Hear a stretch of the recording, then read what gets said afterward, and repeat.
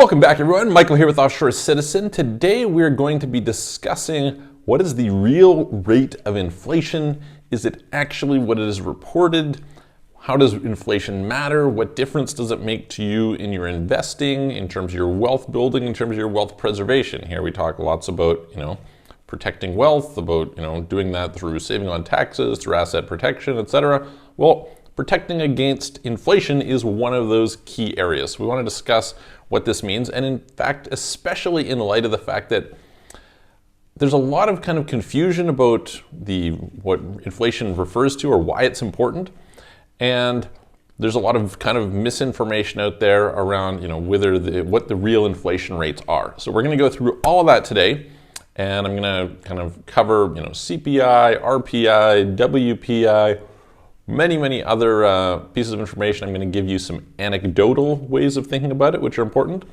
We're going to go through kind of some official ways, and then we're going to go through another way that I think is really relevant if you want to have a lot of money and will help you to plan in terms of, hey, where should you be allocating your capital from a business and investing standpoint. So before we do that, if you haven't already, please smash the subscribe button, hit the notification bell, make sure you don't miss out on any of our videos. We try to produce great content for you every single day, so you can go and check out some of our other videos. I hope you enjoy them.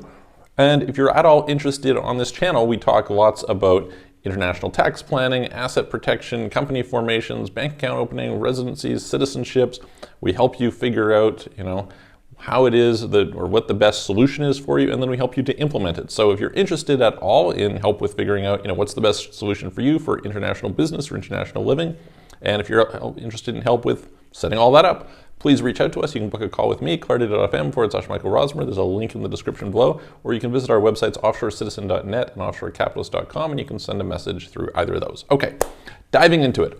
So first of all, what is inflation? Well, inflation we broadly think of as rising prices for the same thing, okay? In other words, if you have, prices are going up but it's something different, well, that's not really inflation, right?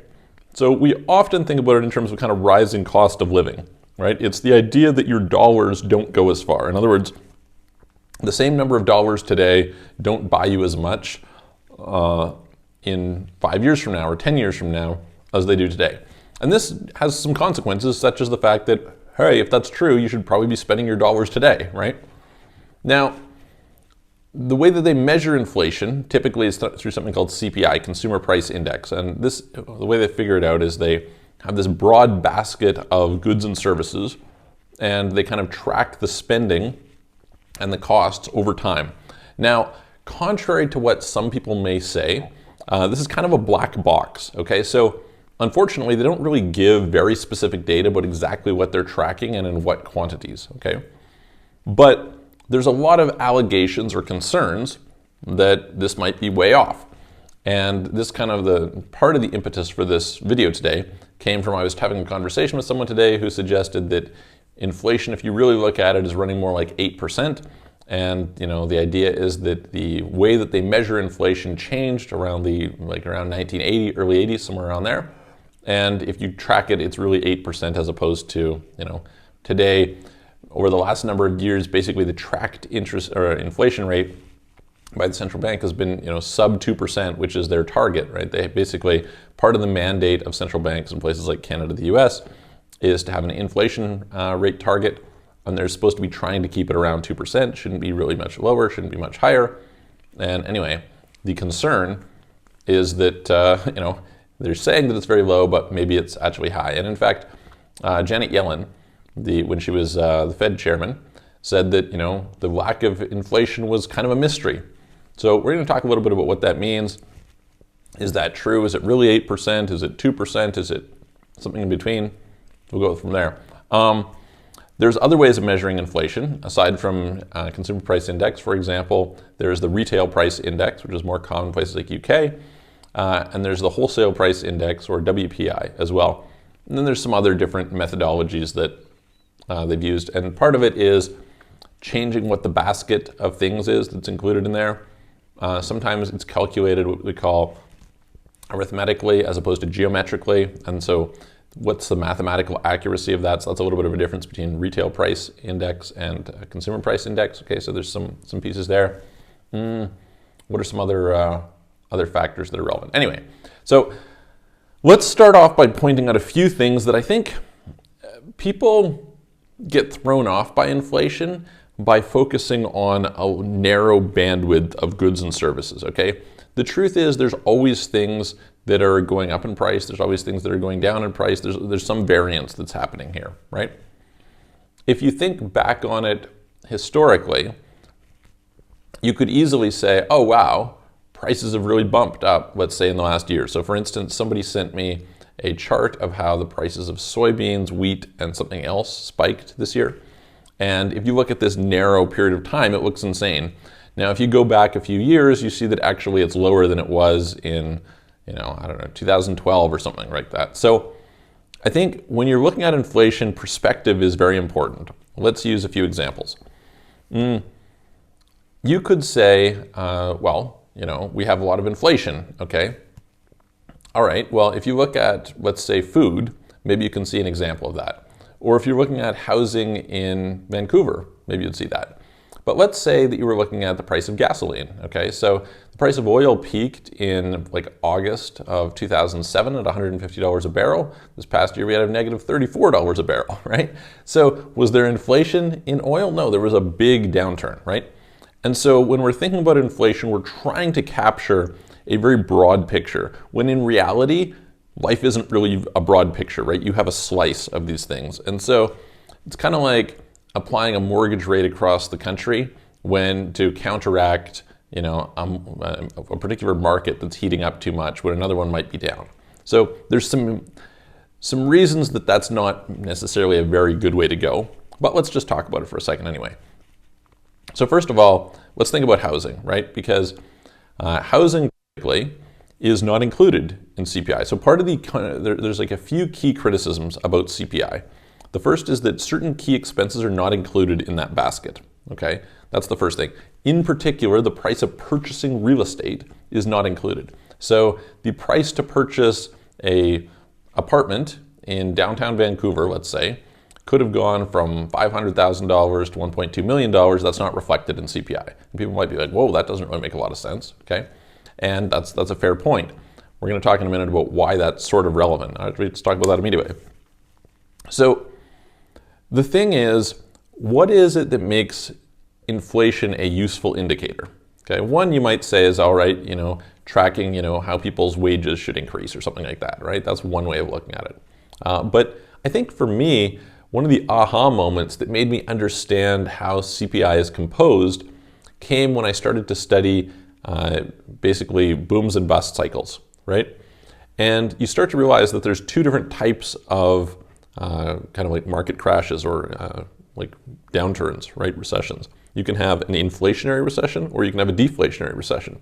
And these are fundamentally different, but they come from the same place, which is a scarcity of money, right? As the supply of money is increasing, and I don't really mean this in the sense of like just printed money, but I mean like the broad money that's available is increasing. The money that kind of like the free money that's available, what you see is asset prices tend to go up, right? At a certain stage, what happens is you're going to get a contraction in the available capital, and when you do that, that's going to cause asset prices to go down. Now there's two ways you can get that contraction in asset prices. The first one is inflationary. So what does this mean? Basically, people have this much spare income, right? Well, if the prices rise, their spare income goes down. If their spare income goes down, then they don't have as much money to go and put into these other things. Therefore, you have a pull-off on demand, right? Therefore, the value of these assets, et cetera, tends to start crashing down, and you get this spiral effect, right? On the flip side, what you have is a deflationary recession, and a deflationary recession is sort of the opposite. So instead of having the prices rise, what you have is that the available capital declines. So whereas this part came up, here you have this one comes down. And usually this comes because of basically a credit crunch, right? People, maybe you have interest rates that go up, maybe you have something like adjustable rate mortgages, what happened in 2008, something like this, right? Where all of a sudden people can't afford to service their debt. Because they can't afford to service their debt, they start to default. Because they default, they have to give up, start selling assets. Because they start selling assets, now all of a sudden the value of those assets goes down. All of a sudden this means that more people are insolvent, and you have this spiral that goes downward. Okay, so both of these things can happen and they have some fundamentally different characteristics to them. So this is where understanding like CPI not including certain things, such as the price of houses, has a certain usefulness to it in predicting what's going on in those cycles, right? Whether that accurately reflects the reality for a person, I think it's worth it to contextualize why it would be useful to measure one thing and not another thing, okay? All right, so let's look at the second deficiency of CPI, and that is replacement, okay? So what people will argue is that CPI doesn't really reflect how the prices of things are going up, and the reason for this is because they don't track fixed things, okay? And I'm going to use an example of, let's say, a pair of jeans, right? So let's just say that 30 years ago, in this basket was a pair of Guess jeans, okay? Guess jeans cost whatever, right? Today, there's still a pair of jeans that's in there, but now it's Zara jeans, right? And it turns out that on that metric, it looks like the price of jeans has come down, right? Therefore, that was deflationary, not inflationary, even though the price of Guess jeans might have gone up, right? So if you're sitting there going to the store and you're looking, you're saying, hey, well, those Guess jeans that I used to pay, I don't know, $90 for are now $200, right? Whatever the number is, I have no idea, but let's just say that was what happened. So to me, it looks like there's a lot of inflation, right? On the flip side, the metric is saying, no, there was deflation because actually you can buy a pair of jeans for $60, right? What's happened? Well, they've interchanged two different items that are seen as being sort of equivalent, right? Now, there's some fallacy and some positiveness to this, right? The fallacy of it is, hey, you're not tracking the same thing, and what if the quality of this item is lower than the quality of this item, right? So you exchanged a higher quality item for a lower quality item that's not really equivalent, even though on the surface they look equivalent. This is pretty much an impossible thing to track, right? Even as a simple example, so I'm filming this video with whatever the latest iPhone is, iPhone 12, I guess it is. You know, the iPhone 12 might cost the same as an iPhone 11. So there, in theory, was no inflation, right? But on the other hand, you got an increase in quality. So is that, you know, is there no inflation? Is there deflation? On a cost per quality basis, that was deflationary, right? But that's not reflected in pure price. And honestly, it's virtually impossible to really quantify that. When, you know, inflation unfortunately only looks at price, it doesn't look at quality, and it's very hard to quantify quality, right? We could look at this in terms of food as well. If you say, okay, great, I moved from some trash food to some organic food, maybe the price is higher, but the cost per, so maybe the cost per calorie has gone up, but the cost per unit of nutrition, like vitamins or minerals or something, has gone down, right? So there's a difference there, and that's very difficult to capture in any of these numbers. Like if you were to just think to yourself, you're like, okay, let's look at, say, the price of rent, right? I can look at, let's say I'll use Canada, I'm very familiar with that market.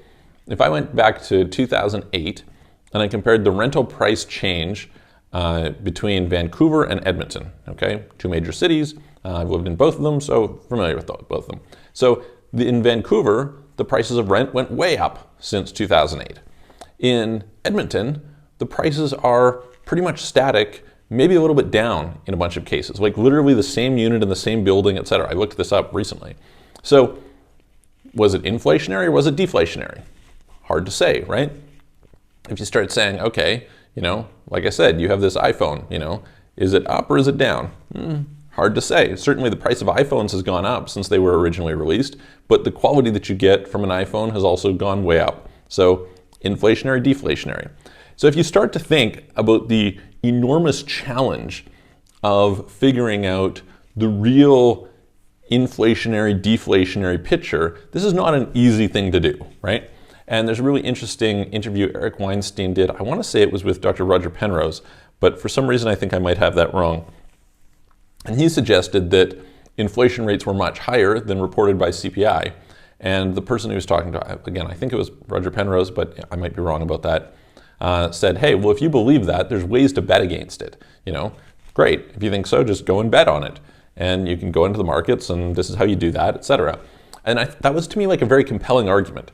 I'm like, okay, like, yeah, you should be able to bet on it if that's the case. If the reported numbers are different than the actual numbers by a meaningful margin over time, then, you know, you should be able to capitalize on that spread somehow. If you can't, it means that maybe that thesis is not accurate, right? All right. So the bottom line is you're trying to take a broad breadth of things and compress it down. Now, where a lot of these things do kind of make sense is if you think about people's disposable income, right? So how is people's disposable income relative to a certain salary changing over time? And in theory, what is the change in kind of the quality of life that you get from that given unit of income, right? And if you think about it from that standpoint, we start to get into this really interesting anecdotal piece. So again, today what somebody had mentioned to me was they said, oh, real inflation is actually 8%. I can tell you that anecdotally, I know 100% real inflation is not 8%. How do you know that? Well, if that was the case, then the value of money would decrease by 50% every 9 years. Okay, approximately rule 72. 72 divided by 8 is 9, right? So the question is, if you go back 9 years, right? So now we're in 2021, so you're going back to 2012. Is somebody earning a particular salary getting half the amount for their money as they were 9 years ago? They're absolutely not. Totally untrue, right? You would say it's a quarter 18 years ago. Is that true? Completely false. Completely false. If that was the case, people would be destitute on the streets. Now, okay, you can argue, all right, in California there's a lot of homeless people or something. But I think you can just go to a bunch of people that you know. Have they doubled their salary in the last 9 years, right? And well, a lot of them haven't, right? Then you say, okay, great. And you can see this, by the way, like looking at minimum wage, right? Basically, you would be saying that, how much has minimum wage gone up in that time? And how much, what quality of life is it affording? So clearly this is not the case. Is it probably higher than 2% or the approximately 2% that's reported? If you track the same basket of goods over time, then probably yes. Now, of course, there's certain things that have come down in price, right? For example, TVs. If you were to pick certain TVs, you'd find they've come down a lot. If you were to look, broadly at electronics, I would say they've come down. If you were to look certainly at things like GPS, Google Maps, drove the price down to zero. If you think about something like long distance telephone service, right? I remember growing up, over 25%, 25 cents a minute. I think when we got to 25 cents a minute, it seemed like a real steal back in the day. Whereas today you can go on WhatsApp or Zoom or something and talk for free, right? So, and you can kind of think like, how is that even reflected in the basket? So the basket needs to account for what people are spending money on, and in what percentages, and how are those things changing in price. So this again is the complication of trying to figure out what is real inflation, right? Now, this is where I think the counterpoint is really important that Michael Saylor makes, and I think is very important for our investing and business decisions, okay? So Michael Saylor decides to define inflation in a slightly different way. He says, inflation is a measure of the cost of goods that we would want in the future relative to the cost of those goods today, okay? So the whole point is that, will you want an iPhone 12 in the future? No, you probably won't. You're gonna want the iPhone 15 or whatever it is, right? So measuring the price of an iPhone 12 5 years or 10 years out from now is not a useful metric of inflation, right? What he'll say is, okay, great. I want to be a billionaire. What do I want? I want to own Apple stock. I want to own, a house in the Hamptons. I want to own, whatever, right? So things like this. If you look at it from that standpoint, then this is, I think, like a useful conceptualization for real people, right? Is to think, okay, in the future, what are you going to want to own, right? Or rent or buy or whatever, right? Now, what are those things going to cost 5 years from now, 10 years from now, 20 years from now? What you're going to find is that certain classes of things are going up really fast, right? If you look at Chanel bags, I think they raise their price by like 20% every 2 years or something like that. There's some kind of like basic formula. The price just keeps going up, right? So if a woman wants to shop for Chanel bags, then it doesn't matter that you can get a replacement bag at Zara or something like that for a lot cheaper. You wanted that item. Now that's a very particular individual decision. This is where I think it's worth it to think also about how we invest. Because I think if you think of the spectrum of things that people want, right? What are you going to see? you're going to see that we're trying to push the price of certain things down. In fact, I mean, we're trying to push the price of a lot of things down. Now, the supply of money, the volume of money that's available within the marketplace is not decreasing. That is like on the macro, right? Okay, in 2009, we had a deflationary cycle. All right, that was, a brief blip in the radar. Most of the time, the volume of money is increasing, okay? And by the way, that's not primarily a function of, the Fed printing money or something like that. It's principally a function of the expansion of credit. So we can refer to this as endogenous as opposed to exogenous monetary supply.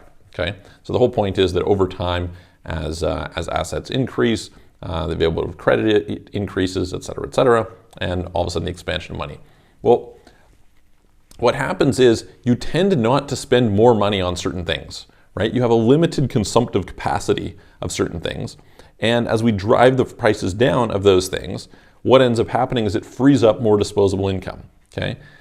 Now, freeing up this disposable income does not mean that that money vanishes, right? What happens is that money goes somewhere else. And what we see in this regard typically is we see the inflation of financial assets, right? Generally speaking, as people have more disposable income, one of the big things they do more is they tend to invest more, right? When you're making $3,000 a month, you're probably not investing much. When you're making $5,000 a month, maybe you're investing a little bit. When you're making $20,000 a month, you might be investing a decent amount. When you're making, $1 million a month, you're probably investing the majority of it, right? So the distribution of money changes. And as society is moving forward, we're going to see an increasing reallocation of that capital. So the thing for you to think from thinking about inflation is not, hey, listen, how is cost of living changing and things like this. Okay, it's useful to think about, inflation and deflationary cycles in terms of, investment cycling. But I think what's more interesting is to think of where is the extra capital going? Now that extra capital may not be forcing prices up, right? If I'm measuring the broad allocation of what people are spending money on, look, if people don't have money, people are not going to spend more money. Therefore, the inflation metrics are not going to show that prices have gone up. Right? That's just a reality. That's just a function of the way things are going. But what you will see is the distribution of that money is going to change quite a bit. And so what we want to be thinking about from an investment standpoint is, okay, and by the way, also from a business standpoint, where are the places that money is moving away from because they're deflating? And where is money moving towards because, it's got these inflationary properties or there's a new market that is being created? To me, that's like the really key principal thing. And if we can do that, if we can take a look and we can say, okay, great, we realize that as people have more disposable income, they're going to tend to do things like going and buying a nicer house. So we see, the concentration of wealth that pours into very scarce real estate resources causes those those properties to go up in price disproportionate to the overall market. Well, that means that probably we want to allocate our capital to that highly desirable market, right? If we think, okay, people are going to tend to travel more as they have more disposable income, so they're going to go to certain, okay, in some cases you can increase the supply. So, there's two things that might happen there. One is that as you increase the supply, the company that has done that can serve more customers, which is going to make money, which means we should probably invest in it. Or we can say we can buy assets which are scarce, but there's going to have increased demand towards those assets, so the return on them is higher. So this is, for example, if you saw that Airbnb is coming to Milan and you decide to buy some apartments with a view of the Duomo, the number of people coming in is going to increase, the amount that you can charge for that unit is going to go up, therefore your rental yield is going to be really good, et cetera, et cetera. So I think I wanted to bring this up just kind of from the standpoint of, of course we can have an intellectual debate about, is the rate of inflation 8% or 2% or 1% or 5%? I think it's, probably in a meaningful sense for how it matters to people. It's probably higher than the reported amount. And, certainly lower than, say this 8%. But I think the more useful thing to think about is, okay, what information does this give me about how to make better investing decisions? And I think the one is, understanding this piece of data around how it affects cycles. That's very important, which, by the way, is probably also why we tend to see commodity booms often corresponding to the end of cycles, right? Commodity prices go up. All of a sudden, that flattens the available, that consumes a larger share of the capital. Therefore, in the absence of that capital, markets have to contract. There's less spending, and therefore you start to see this this cycle go down. So that's one thing that you could watch for. Not that that's the only way that the cycle can end, right? But that's an indicator. The other thing I think is, okay, just thinking like, all right, allocation of capital, as we have deflation in certain areas, we're going to have inflation in other areas. Therefore, what does that mean? And yeah, being able to go there. So I hope you enjoyed that video. I hope that was useful to you. I hope, tell me what you guys think in the comments. I would love to hear from you. Give it a thumbs up if you like it. Share it with your friends if it was useful. And definitely hit the subscribe button, hit the notification bell. And like I said, if you're interested in help with international business, international living, optimizing your taxes, protecting your assets, setting up business structures, relocating, getting residencies, getting citizenships, etc., please reach out to me. You can book a call, clarity.fm/Michael Rosmer. You can check out our websites, offshorecitizen.net, offshorecapitalist.com. You can send us a message through there, and I'm going to see you guys on the next video.